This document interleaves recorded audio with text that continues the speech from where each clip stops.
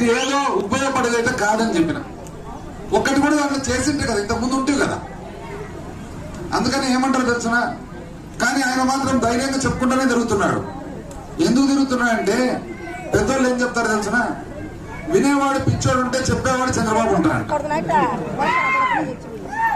మీరు అందుకనే జాగ్రత్తగా ఆలోచన చేయండి అమ్మా. మీరు మళ్ళీ ఏదో బస్ పాసులు వచ్చేసి గ్యాస్ సిలిండర్లు వచ్చేసి అని అనుకున్నారు ఎవరైనా కానీ.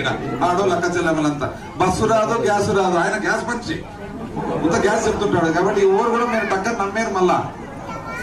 ఎందుకంటే మామూలుగా మన రాయలసీమ ప్రాంతంలో అంత బీద ప్రాంతము, బీద పరిస్థితుల్లో ఉన్నప్పుడు ఏమైతుందంటే ఎవరన్నా ఇట్లా ఆశ చూపుతున్నారంటే ఇంత నమ్ముతాము.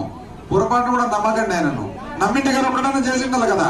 ఏముంది, చిన్నపిల్లలు ఆడపిల్లల పేరు మీద మోసం చేసా, ఇంకోరి పేరు మీద మోసం చేసా, అంత మోసమే, వాళ్ళ రాజకీయమే మోసం అయిపోయింది.